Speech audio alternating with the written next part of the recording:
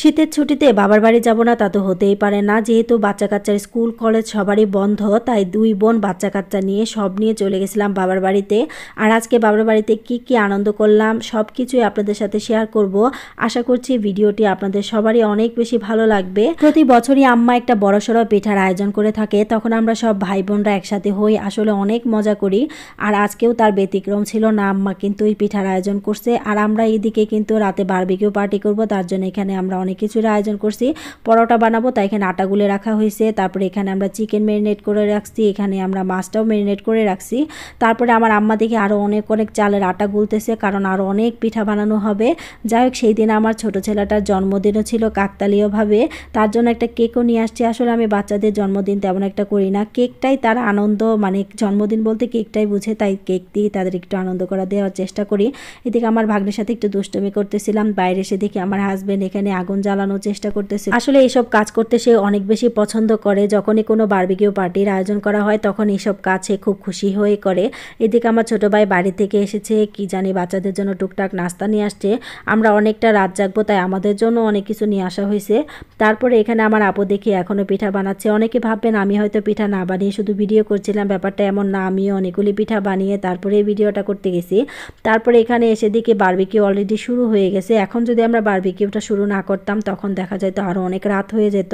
তারপরে এখানে কিন্তু আমাদের বারবিকিউ হচ্ছে, আর আমার আম্মাও কিন্তু এক হাঁড়ি পিঠা বানিয়েছে, সাথে কিন্তু আরেক হাঁড়ি চুলায় বসাচ্ছে। আসলে আমরা মানুষ অনেক বেশি, তাই পিঠার সংখ্যাও বেশি। আর এই পিঠাটা খেতে এত মজা হয়েছিল, এত মজা হয়েছিল আসলে বলার বাইরে। আমি এত পিঠা বানাই কিন্তু আম্মার মতো কেন জানি হয় না, যদিও চেষ্টা করি। পিঠা বানানো শেষ, এখন কিন্তু আমরা যেহেতু বারবিকিউ করব রাতে, তাই এখানে যে পরোটা ভাজা হচ্ছিল, আর এখানে আমাদের চিকেন বারবিকিউ শেষ, এখন কিন্তু মাছের যে বারবিকিউ সেটা করা হচ্ছে। এদিকে আমার ছোট ছেলেটার আনন্দ দেখে আমার এত বেশি আনন্দ লাগতেছিল। আসলে সে অনেকদিন খুব অসুস্থ ছিল, তাকে দেখে বোঝার কোনো উপায় নেই সে যে এত অসুস্থ। তারপরে আলহামদুলিল্লাহ তার আনন্দ দেখে আমার ভীষণই ভালো লাগতেছিল। তার সবচেয়ে বড় সমস্যা, সে কিছুই খেতে চায় না, তার খাওয়া নিয়ে অনেক সমস্যা। যাই হোক, আমাদের এখানে রান্নাবান্না সবার শেষ, সবাই এখন একসাথে খেতে বসবো। আসলে এই সময় আমার যে আরেকটা ছোট ভাই, তাকে আমরা খুবই মিস করতেছিলাম, কারণ সে থাকলে আমাদের আরও অনেক বেশি ভালো লাগতো। আমার আম্মা তো খুবই মন খারাপ করছিল। যাই হোক, কিছু করার নেই, সে একটা কোনো কাজে ব্যস্ত হয়ে পড়ছিল। তবে আশা আছে সে যখন আবার আসবে তখন আমরা আবার একটা আয়োজন করব। তারপরে এখানে আমাদের যে মাছের বারবিকিউটা খেতে এত মজা হয়েছিল, যারা এবার বারবিকিউ পার্টি করবেন অবশ্যই আমার সবার কাছে অনুরোধ থাকবে একটা মাছের বারবিকিউর সাথে করে ফেলবেন, খেতে কিন্তু অনেক দুর্দান্ত হয়। যাই হোক, রাতে খাওয়া দাওয়া শেষ করে আমার ছোট ছেলের জন্মদিনটা আমরা এখানেই পালন করলাম। জন্মদিন বলতে এই কেকটাই কাটা, এই যা। তারপরে সে তো ভীষণই খুশি, আসলে তার আনন্দের জন্যই আমার এত কিছু করা।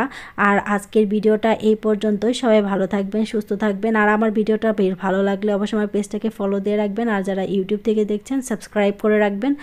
সবাই ভালো থাকবেন, আল্লাহ হাফেজ।